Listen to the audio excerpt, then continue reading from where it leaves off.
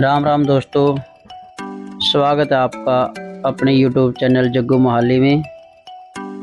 आज मैं आपको दुनिया का सबसे खूबसूरत इमारत ताजमहल की सैर कराऊंगा। इस वीडियो में हम एंट्री गेट से लेकर मेन ताजमहल, चारों कोने, बगीचे, मस्जिद, गेस्ट हाउस और यमुना जी की तरफ का नज़ारा भी देखने को मिलेगा। वीडियो को आखिरी तक ज़रूर देखें।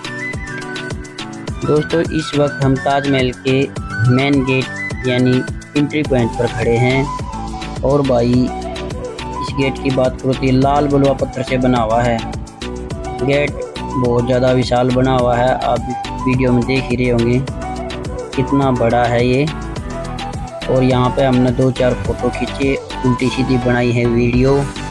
अगर भाई इस गेट की बात करूँ तो ये लाल बलुआ पत्थर से बना हुआ है और इसके जो मेन गेट है उसके ऊपर कुछ कुरान की उर्दू में आयतें भी लिखी हुई हैं। जैसे जैसे भाई आगे बढ़े, ताजमहल का पहला शानदार दृश्य दिखाई दिया जो कि वास्तव में एक बहुत ज़्यादा खूबसूरत है।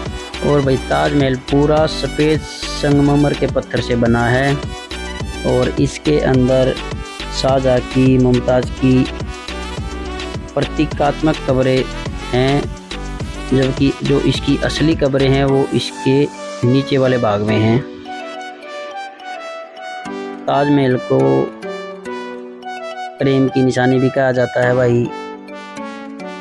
और थोड़ा सा आगे बढ़े तो देखा कि इसके चारों तरफ 4 मीनारें बना रखी हैं। ताजमहल के जो चारों तरफ 4 मीनारें बनाई हैं, इनको ना हल्का हल्का बाहर की तरफ झुका के रखा गया है ताकि कोई भी प्राकृतिक आपदा आए, अगर ये गिरने लगे तो ताजमहल को कोई नुकसान न पहुंचे। ये थोड़ी सी बाहर न झुकी हुई है, ये भी जैसे हम ताजमहल के बीच में पहुंचते थे, इसके ना बीच में 4 बाग गार्डन आता है। यह मुगल शैली का बगीचा था उस टाइम पे, जिसे 4 बराबर हिस्सों में बांटा गया है। इसके बीच से एक पानी की छोटी सी नहर गुजरती है। इसमें ताजमहल का प्रतिबिंब भी दिखाई देता है। जो बीच में लंबी पानी की नहर है, इसे रिफ्लेक्शन पुल भी कहा जाता है। जब हवा शांत होती है तो इसमें ताजमहल का पूरा प्रतिबिंब दिखाई देता है। और जो ताजमहल की जो 4 मीनार हैं, लगभग इनकी हाइट की बात करो तो ये 40 मीटर ऊंची हैं। जैसे भाई फिर इसके सेंटर में पहुंचे थे, चारों तरफ 4 गेट भी बना रखे हैं जो बिल्कुल बीच से चारों तरफ दिखाई देते हैं, जिससे एक से तो हमने एंट्री ली ही है और दूसरा ये है जो मेरे बिल्कुल बैक साइड में है। और भाई आगे का भी मैं एक आपको और दिखाऊंगा। और भाई अब हम आगे हैं मस्जिद के पास। भाई ये ताजमहल के पश्चिमी साइड में एक मस्जिद भी है और ये भी लाल पत्थर की बनी हुई है, बहुत ज़्यादा विशाल भी है और बहुत बढ़िया तरीके से इसको भी बनाया गया है। कोशिश करूँगा कि आप तक मैं इसको पूरी हाइट, इसकी भी खूबसूरती थोड़ी सी आपको दिखाऊं।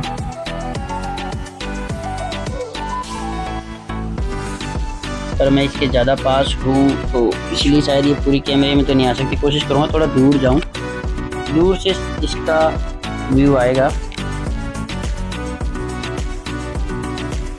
ये देखिए आप,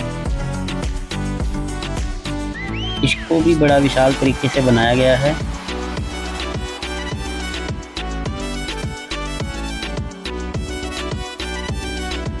ये मस्जिद का फ्रंट वाला व्यू है।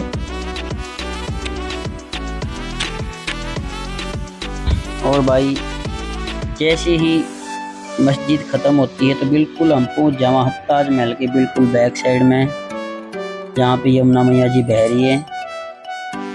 और ताजमहल को यहाँ बनाने का कारण भी यहाँ पे यमुना मैया जी थी, यही है। और भाई